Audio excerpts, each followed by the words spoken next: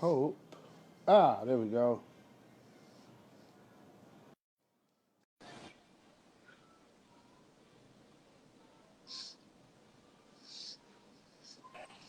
We're back. Hey, yeah, we're back. Oh, I was, time flies when you're having fun. yeah, it was getting good. Absolutely. Um, I just saw my Eugenics. battery. Yes, I might have to go sideways to charge my phone. That's all right. I'm so sticky right now. But so the eugenicist movement, for those who don't know, was started by Francis Galton in the early 1900s, and basically it was a science that even lawyers, doctors, like everyone was in on it, trying to prove that the white race was better, had better features, um, and didn't have disabilities, weren't poor, like what everything that they say about people of color, Hmm. basically white people are the opposite. Right, And right. so they did forced sterilizations against people of color. I think on the East Coast, like they straight up were doing human breeding, and they would Hmm. have festivals about it. Hmm. And that's also where the whole circus concept, the whole circus fucking industry started, from Absolutely. this science. Barnum and Bailey, if you look at Barnum and Bailey circuses, you can see who they were displaying, and it is disgusting. Yeah, there are definitely pictures of that. Now, and see, you know, I don't break out everything. You know what I mean? So, because I do believe you should dig. Now, there are some things that if the situation arose. Now, if you know, they pretty much shut down the whole. Uh, Animals are able to make them quit, but Mm-hmm.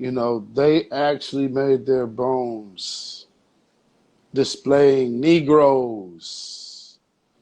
And there was this other weird nut out of New Orleans. I cannot think of her name at the moment, but she was like one of them House of a Thousand Corpse type slave master. So she Oh, was doing all types of like one girl.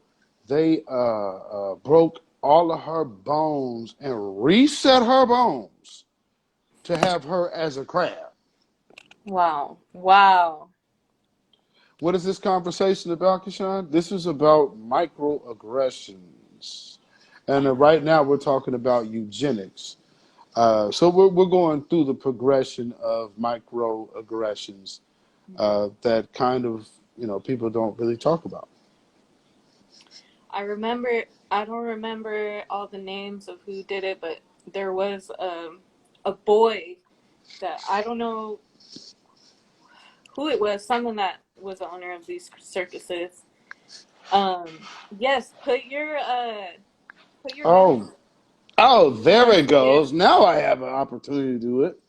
It says pin. Where'd it go? Who pinned that? Oh, you pinned that? Wait. Okay, so I can pin or comment. That's crazy. Okay, wait. So if I put your Venmo, then maybe you could pin it. So what is it? It is Cash App. Oh, it's It's Cash at it's Cash App. uh $sign BeatZillaPDX. BeatZilla Oh P. man, hey man, Queens, you already know, man. I go in, you know. Okay. So, and so they went to a tribe in Africa and kidnapped this boy, Damn. displayed him at this circus, uh, Mm-mm-mm. and they came from a tribe where they sharpened their teeth slightly. They sharpened that shit more. Sorry if I'm cussing, No, no, no. Go ahead. but they, they sharpened it even more to make him look animalistic. I've seen that picture. I've Hmm. seen that picture. That is disgusting. Now, as a kid, did you ever hear about George Washington having wooden teeth? Yes. Okay, now shout out to the brother Tariq Nasheed for I think it's Hidden Colors 3. Actually points out the fact that his teeth weren't wooden.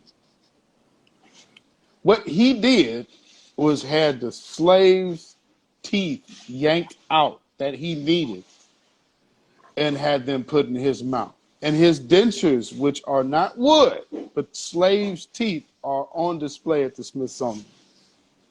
Wow. Yeah. Do they And say that at the museum? I think they still go with the bullshit ass line. But I mean, wood teeth would not actually last that long. But documents Right. say other than what, come on now. I mean, Yeah. this isn't the land of honesty. Hmm. You know, you, you were liberated to lie. Yeah. One of the things that my public defender told me is that police lie. Well, I guess so, because you ain't shit. But I mean, excuse me. So, it is the aspect of just understanding who and what we are dealing with. There are some really sick people out here. There's some sick monsters out there, and they've had a long agenda to attack the people. And you know who another person who is actually a fan of eugenics? Hillary? Hillary Clinton. Hillary Clinton. I mean, I'm not Hillary, that. Hillary. Oh my goodness, she's a what's that woman's name? Because she actually met with the Klan too. There was a meeting because I got the transcripts. I just can't remember her name right now. It's not coming to me. But she met with the Klan. She was definitely one of the ones who was pushing eugenics, uh, and even the people behind Silicon Valley are all eugenicists. Wow. Hmm. So Oh. it's a deep thing. Bill Gates is also a huge eugenicist. Uh, you know, absolutely. Yes. The whole vaccine thing right now, like Italy is like, no, keep your ass out of here. So they're like suing him for human rights violations. But if you have noticed, the media is conveniently not talking about it. Hmm. So because what the thing is they want to push that vaccine. Now there is a whole nother way of actually healing COVID, and it's through plasma. So they're like this whole plasma thing, but they're downplaying it, and pretty much I think there's a media blackout on that right now because they had like a success rate right off the rip of like 40 people who were healed from COVID. Right. So these are things that like with the war that is on the people of America, you always have to be mindful of all the tricks, of all the devices, um, and the media, the media's hand will be forced or their mouth will be shut. Yeah. So you can't trust that. But you Right. can trust what you see with your own eyes and ears for the most part, Hmm. if you're actually witnessing it. But I mean, I think where we are now at this stage in the game, people need to really grasp a hold of waking up, growing up, and actually dealing with these things that we have to deal with head on, versus trying to put it in someone else's hands like children. Hmm. We need to be political grown-ups. Yes. You just brought up a quote I recently wrote down. There's a few things I want to talk about, but it said, marginalized peoples need to come together and stay away from those who are constructing and maintaining the norms as a way to define, articulate on its own terms. So Absolutely. exactly what you're saying. Absolutely. You want to go ahead and elaborate on that? Um, Basically, eugenics, the white concept, the white hegemony of what is right, what is superior.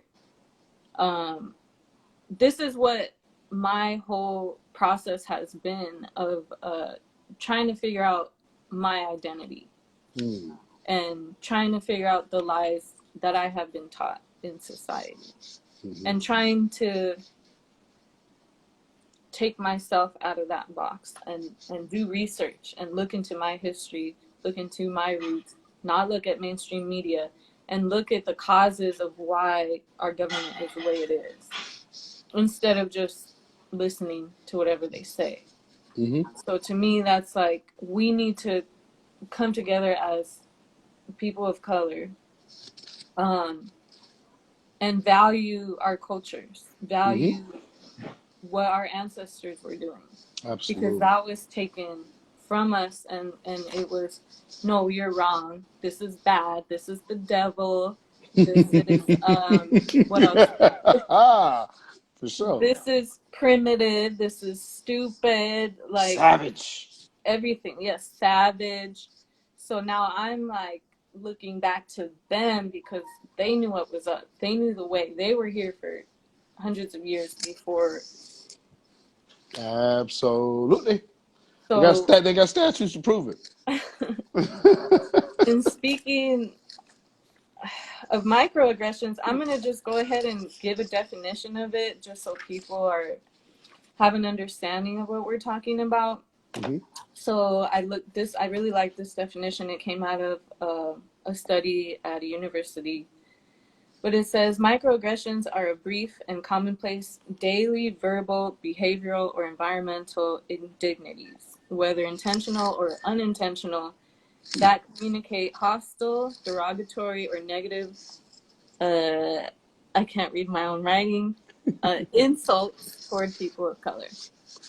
You know, that's funny. I think what's happening for a lot of people on the indirect tip is kind of an awakening to maybe beliefs that they were holding, that may or not necessarily came from anybody else other than themselves, or their own reservations, or their own projection. Because for instance, let's keep it 1,000. Okay. I have family members who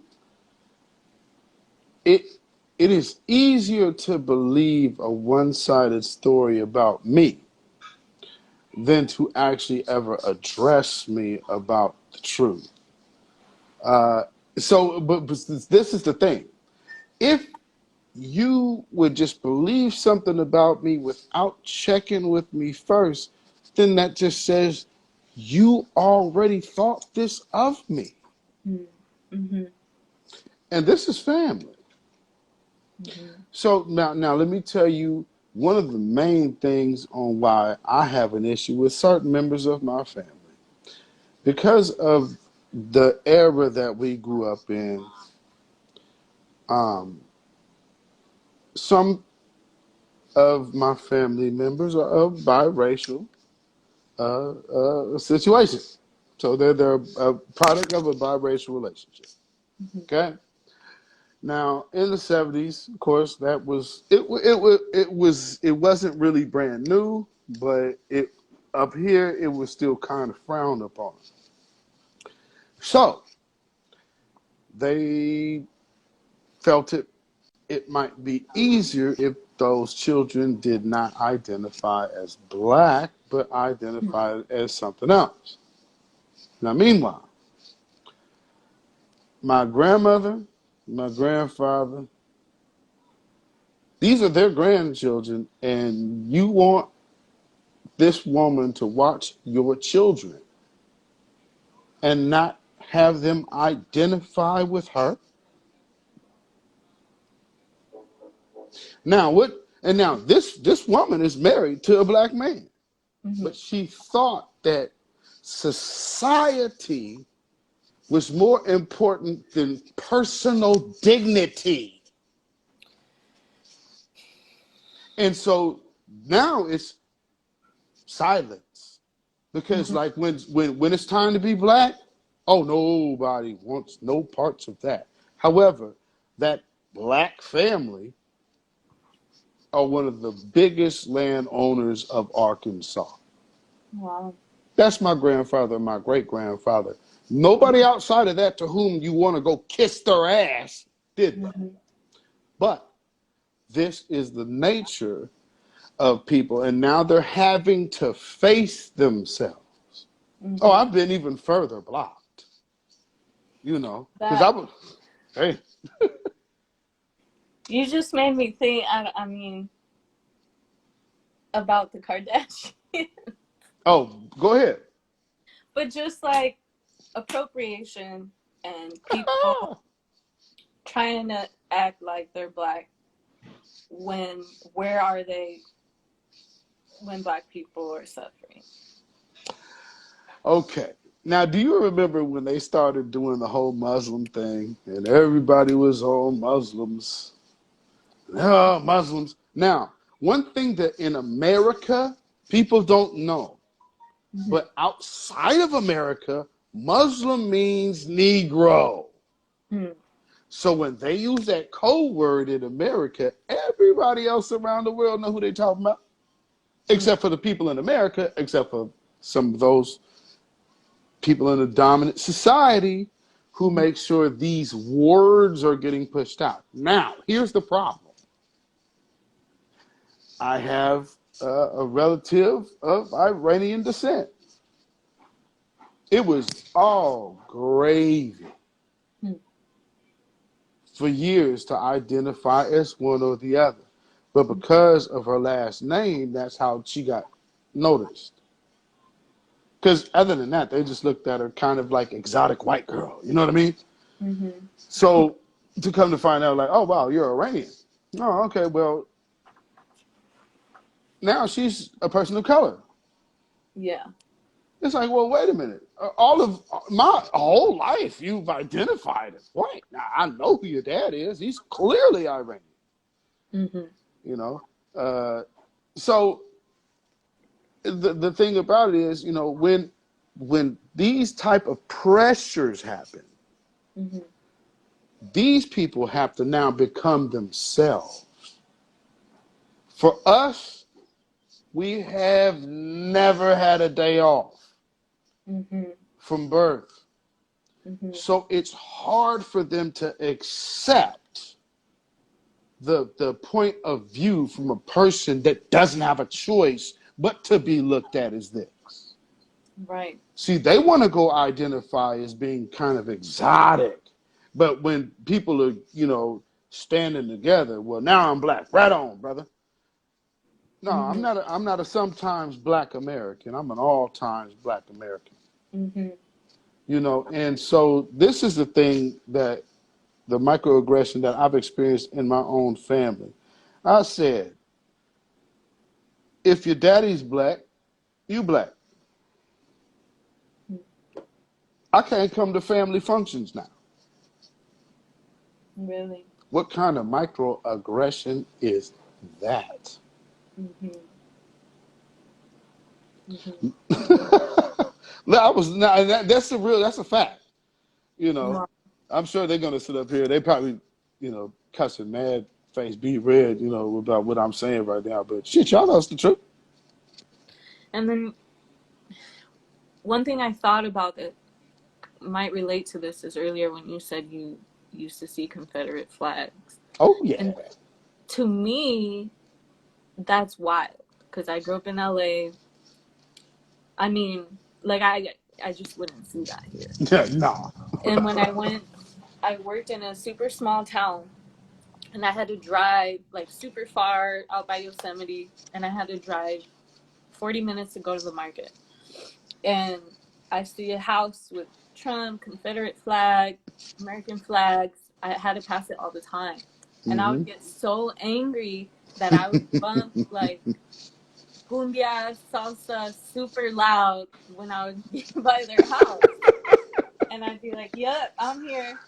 I know that's But right. at the same time, I have that privilege. Like I'm I mean, I don't know, maybe I should have been afraid, but I was just so angry and I wasn't used to it that I wasn't. But then at the same time, like you have to live that, you've had to live that your whole life. Mm-hmm. And it might be different for someone like you to have that privilege to do that or feel like they could do that. Right? Well, it's funny you said that. So, living in the great state of Oregon, Mm-hmm. as you know, pretty much most of us reside on the I-5 corridor. Now, as we were coming up, we always knew, like there were people who would go drive down south. There are routes for black people coming out of Portland to safely get out of the state.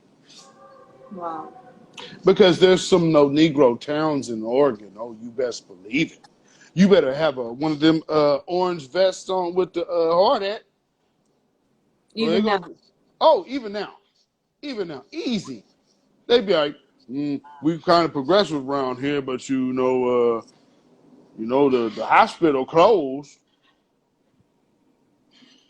So you understand what time it is. It's like, oh, Medford, see?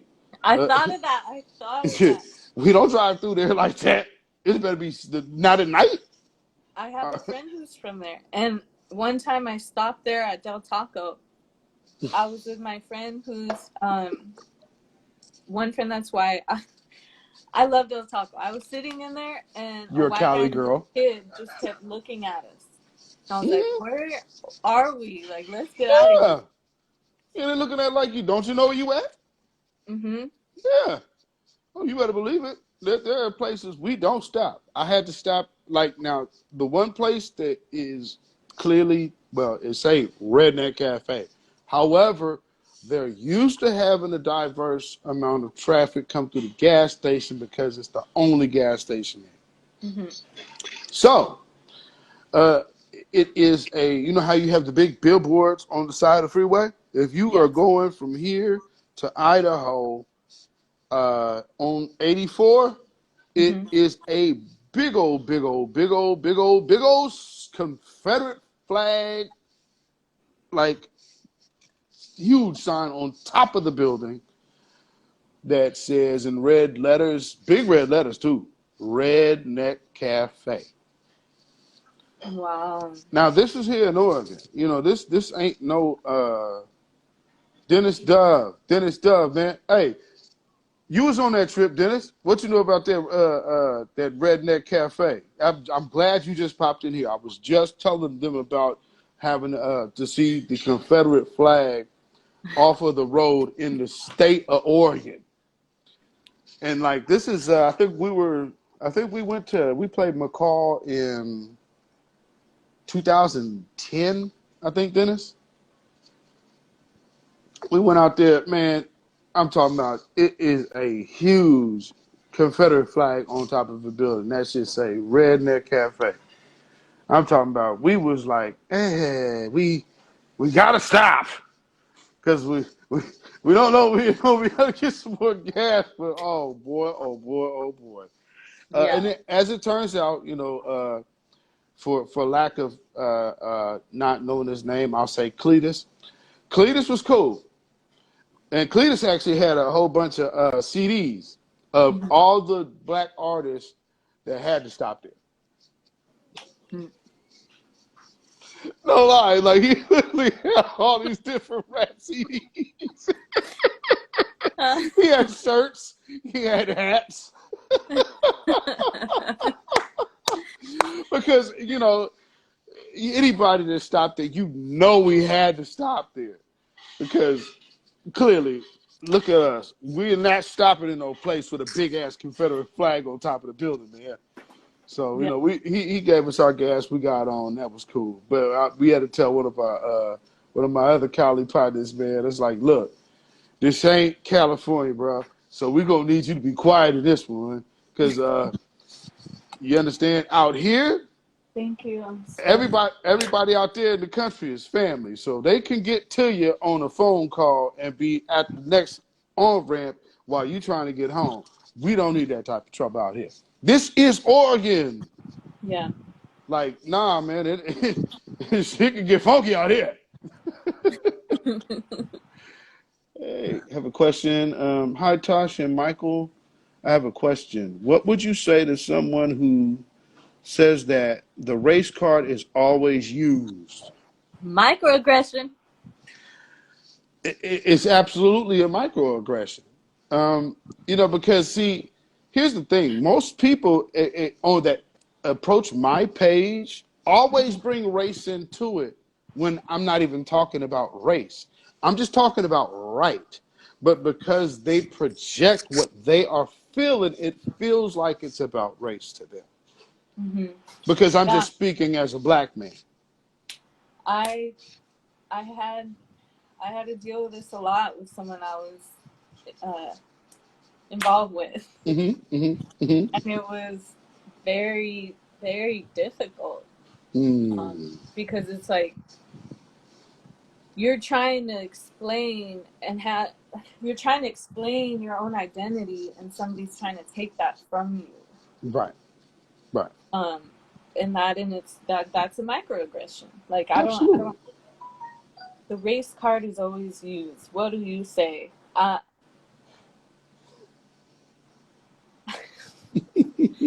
Sometimes I just rather not, and I walk away. To be honest, because it's like you clearly don't understand the big picture here. Like, it, if we're talking about a person who's oppressed, like that's who we're talking about. It has nothing to do with you, and that's just like another. It's like microaggression on top of microaggression on top of another. Like, oh well, you're just too sensitive, or you're just too uppity, or like Ah, basically. So I don't have a right to be, is what you're saying. I don't have an identity, is what you're saying. That's what I would say. it's funny. So let me piggyback that with the story. So uh, me and my wife's anniversary is March 24th. So we got married on spring break. So right going into spring break is our wedding anniversary. So I used to always take my vacations from work uh, on spring break.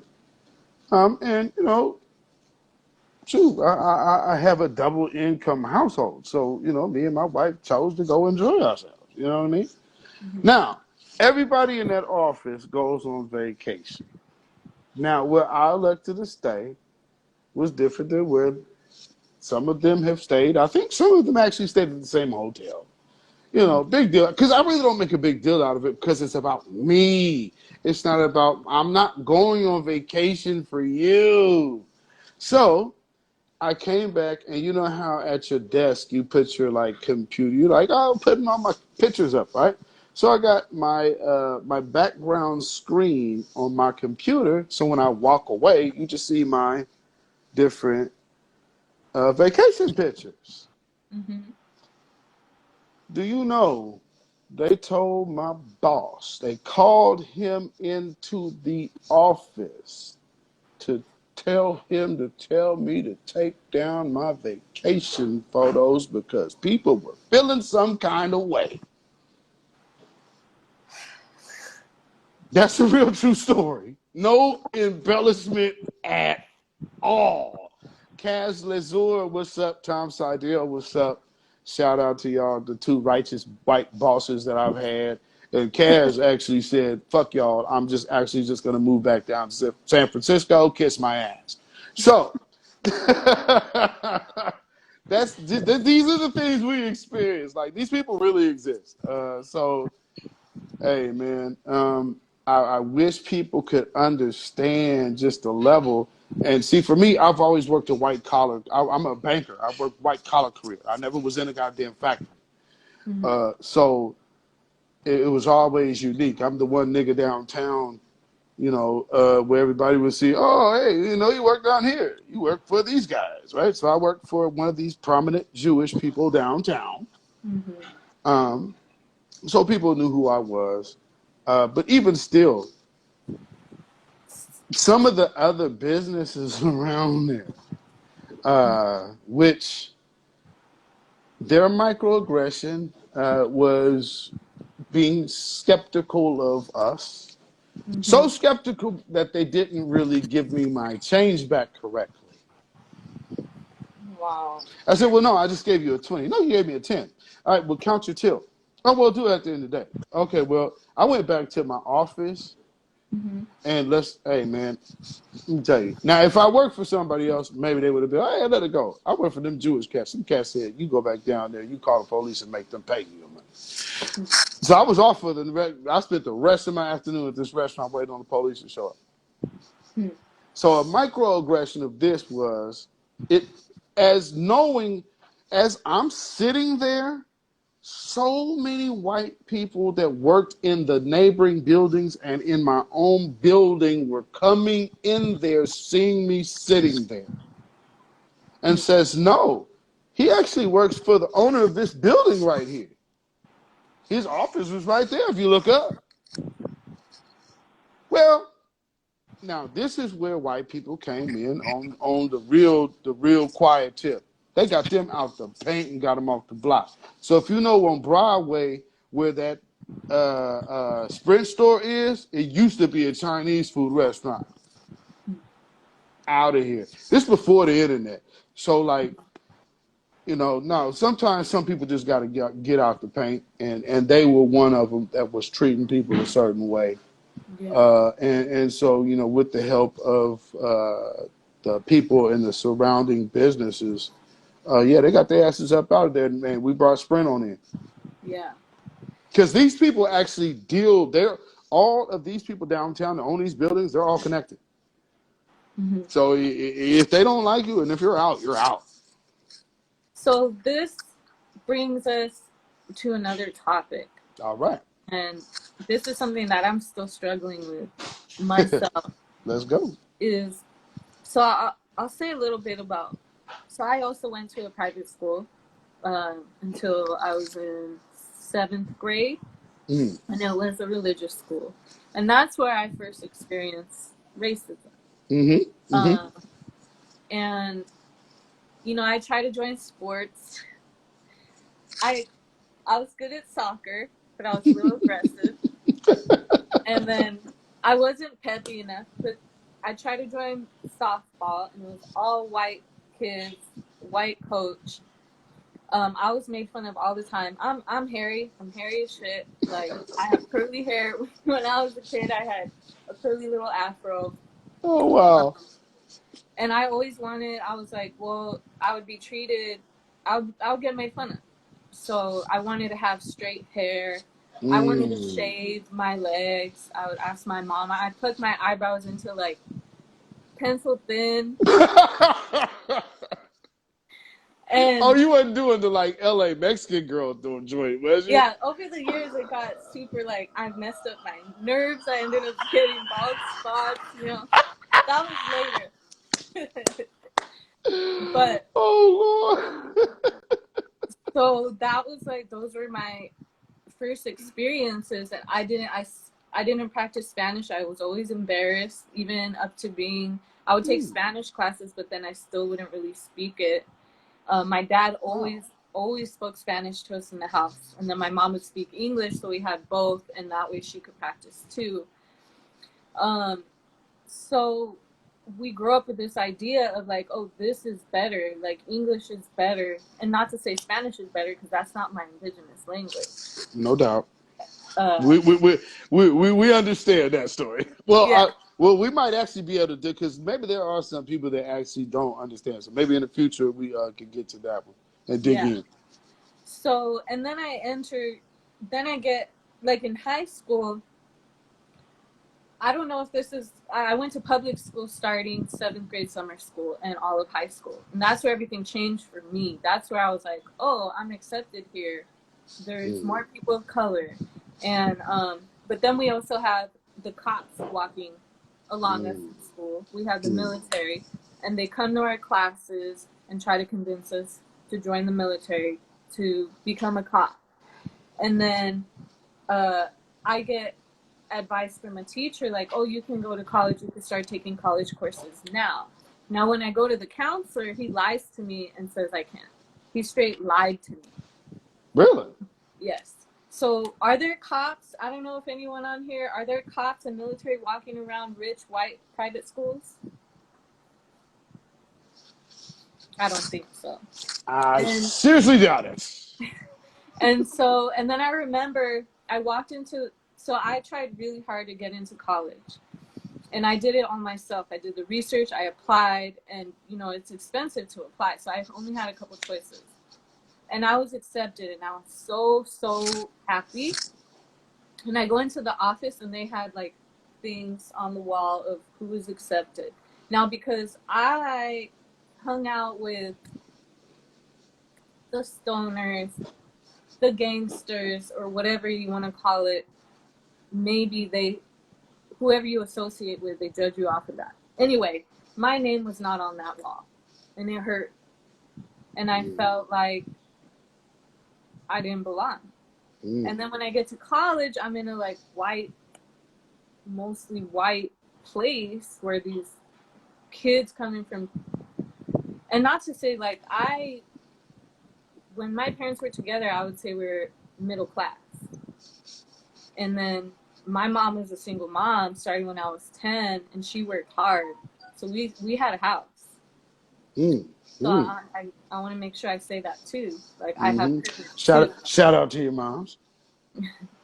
So anyway, my point is like going to college, I'm so proud to learn all this history, but then I feel like I'm entering this academic place where I feel like my people aren't represented.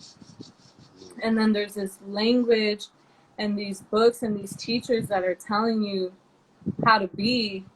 And I felt like, okay, well, why aren't you all going into the communities and doing this? Like, right. Why am I getting in debt and then becoming separate from my community? And that it's kind of a twisted way of thinking, and I shouldn't have let that discourage me, but that was it for me. Like, I was like, I'm going to graduate and I'm good.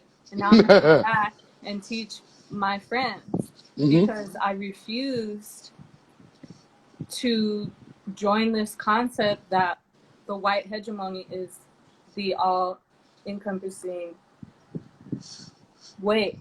Right, and right. So even now, what I struggle with is that I guess I have this internalized way of thinking of myself that I'm not worthy to get a job that has to do with what I study, you know, or I feel like I can't get it because I've tried and tried and tried, and then I just stopped, and I'm like, you know what, I don't want to be a part of that. So it's messed up.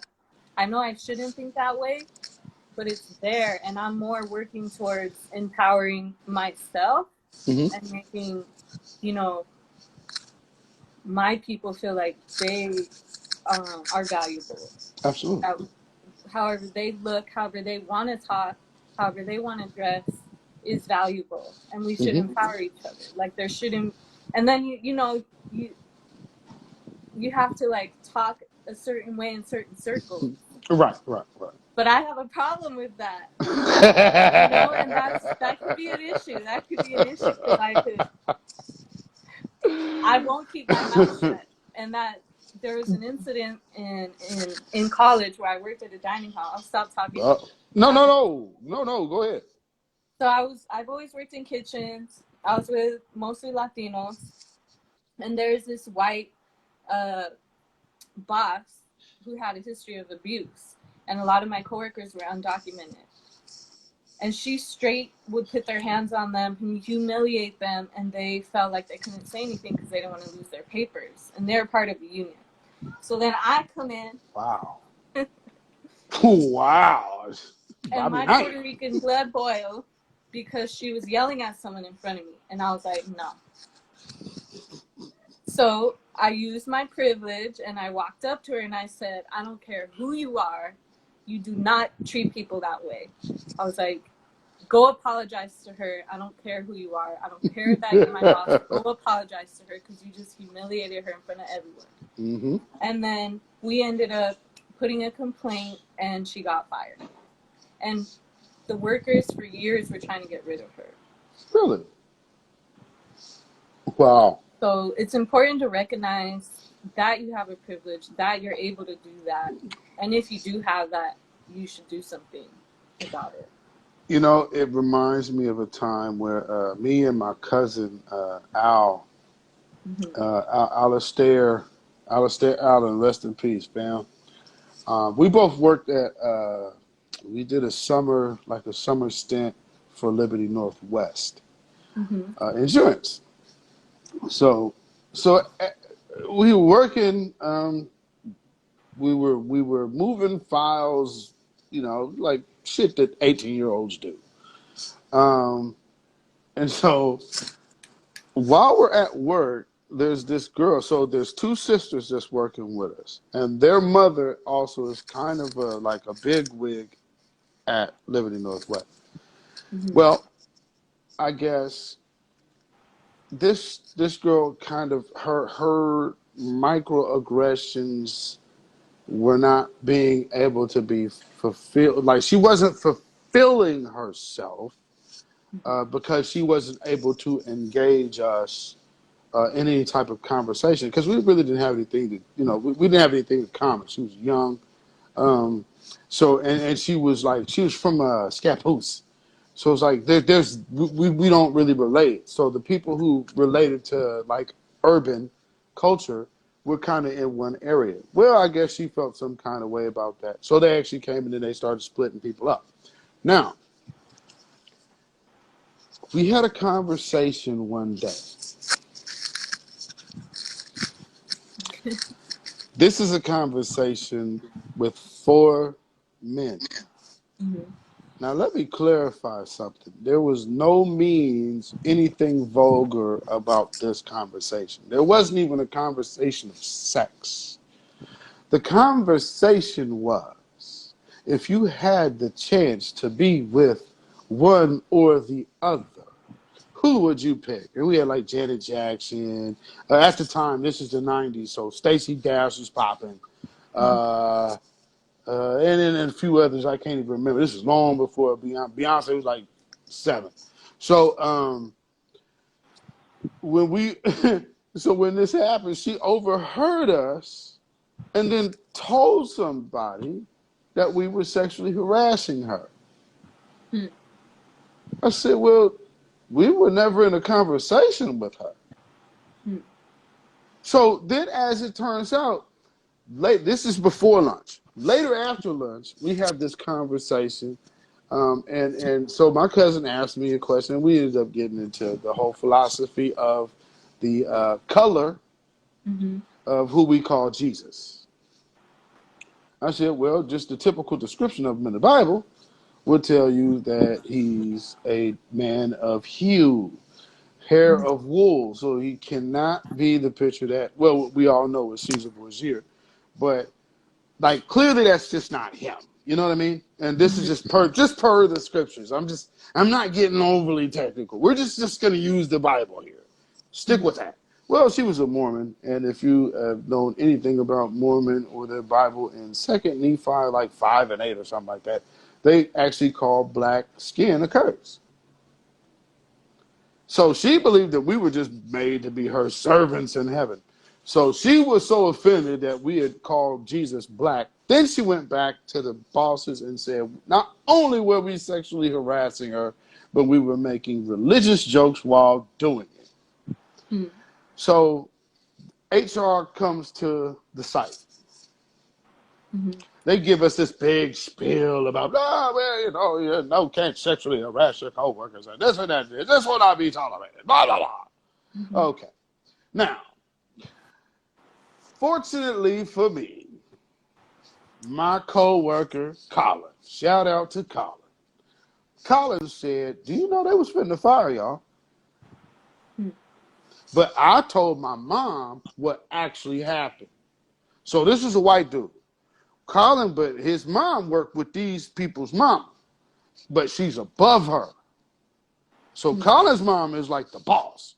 And Colin's mom was like, nah, we ain't firing her. Just go out there, do it, make everybody happy. So when I found that out, I went to HR and said, look here, we have a problem. Now, here's what we're going to do. Either I'm gonna go this way or she gonna go that way. You know what she asked me? What? Now, and I'm gonna tell you, when you are in these certain situations with these people, you better know how to answer this question. She looked me in my face and said, "What do you want?" Unfortunately, I wasn't really prepared with the wherewithal really to state what I should have been stating. Because I figured, oh, well, I'm just being moral here, so it's all about the moral. I'm working at a damn insurance company with all the money in the world, but what do I want? And I said I didn't want any money, just fire. So they came in and so they did give me the satisfaction of coming in there and firing her punk ass right in front of me and walked her stupid ass right on out. And so, but these are the things that like microaggressions can become festered when people are they believe you should feel some kind of way because I want you to. Yes. And if you don't, sometimes they will get piping, fighting mad. Shooting mad sometimes, some of these nuts. Mm-hmm. I mean, that's what the whole Columbine thing was all about. They couldn't take it. What they do, going shooting at ethnic athletes. Same thing with, I forgot the shooter, I think in Santa Barbara, that he was angry that women didn't want him, so he I shot remember that. like, That's crazy. Rejection's a beast. so we have like 13 minutes left. I think we started the last one. Do we want to like welcome any questions, or do people want to switch out with me and talk about a story or say something? Anybody, We could just keep talking. Yeah, absolutely.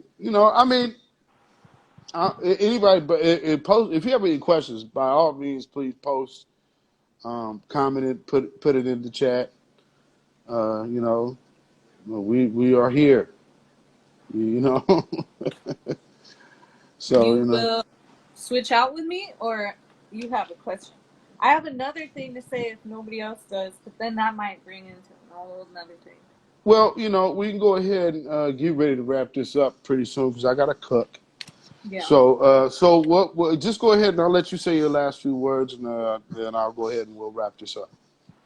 Well, we are going to do this again, so let us know that you want this, and by all means, let us know y'all want this. I'm gonna switch out with Queez.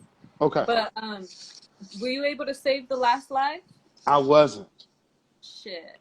Okay. I really wasn't. I hope somebody got it. Oh wait, it's on my my IGTV.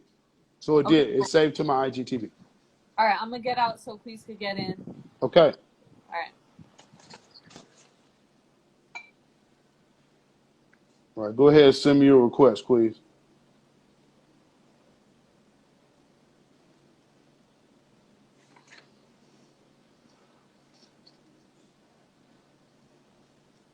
There we go.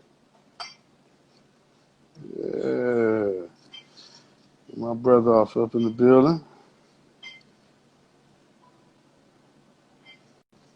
Get Mr. Queezati up on here. What's going on, family? BeatZilla, what's happening with you, fam? What's going on, my brother? Shit. I'm at work right now. Y'all see you on the site. Yeah. I had my coworkers, man, listening to the conversation. Good, and that's good. kind of what I wanted to speak upon because, I'm in a place right now where I'm working with, the others. And it's a lot of opinions. It's a lot of opinions about rioting and what's going on with the rioting around here right now. And I'm in a jam because it's like I feel why my people is going crazy, and I feel why everybody's doing what they're doing. But when I look at the statistics, Mike, I'm looking at more black-owned businesses being destroyed than anything. So it's like as much as I fuck with my people, as much as I write, Right, I'm going crazy for my people, right? Absolutely. But I can't go and do crazy things and expect for a better outcome. Right? That's a fact. That's a fact. So now, trying to be conscious of, okay, I rock with y'all, but at the same time, I have to be careful with what I actually do because it's a little black girl that I'm raising at the same time. And then on the flip side of that, I'm with a Caucasian crew, all Caucasian crew, who has opinions and different things about, you know, the riots and different things like that. And I'm No just doubt. like, how do you juggle both of those with? Because they good dudes, you feel me? Like they Right. not bad dudes. They just don't know. They just don't have an understanding of you know. I asked them why they felt that way, and they were like, well, I don't think it should be this much rioting over one person being killed, aka over one black person being killed, right? And so they So still believe it's one person, about one person. exactly. Okay. Okay. And I can't even begin to bust down all the. It's so many names, and it's so Right. many names and situations that's like even ones that's not broadcast. You know, Right. like Right. me and you had a conversation when we did our tour, and you know, I got family members who's been killed by the police, No doubt. and No who had doubt. it's never been on the news. It's never been ever. You feel me? Like none of that. Facts. So I already have mixed feelings about that, but I'm trying to figure out like what do I do? You feel me? Like, cause I have Right. two people who just are uneducated, but at the same time, the comments that are made and the statements that are being made is like, hold up, bruh. You You feel me? no, you know what? I would say this.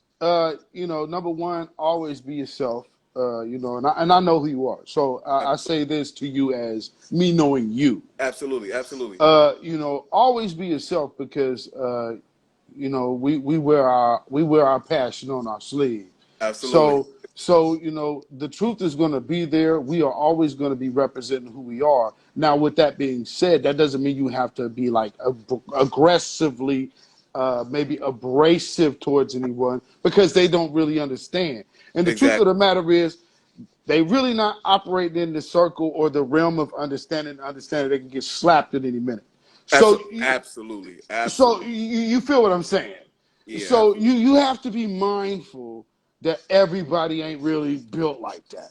Yeah, and, and, And and I'm going about it in that manner, Mike, in the sense of swallowing my pride and questioning myself when I look in the mirror, like, man, I can't let that slide. You got me fucked up. You know, like, I but already know, also man. understanding I've already done, you know, I've been to that place 2 times and Right, high risk parole and all the different situations that come in it. right.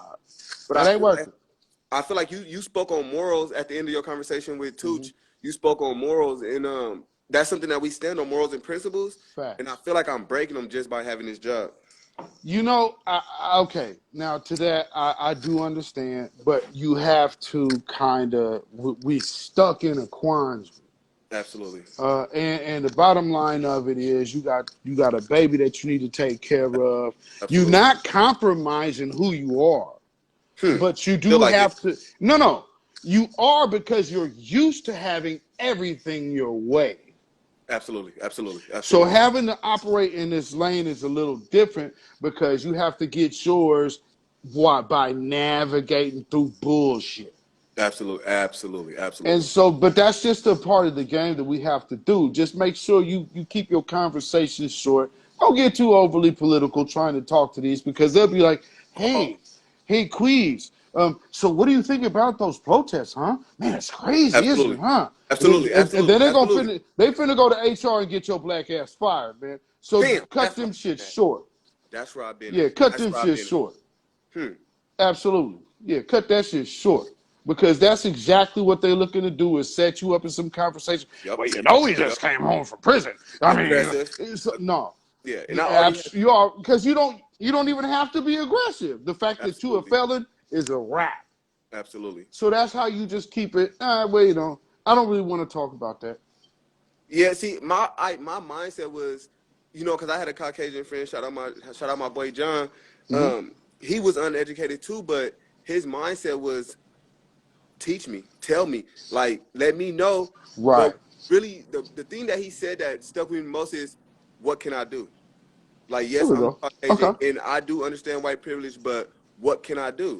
Now And I this is no. I got an answer for you because this cuts all bullshit out. yeah, Tell them to tell you 4 racist people they know.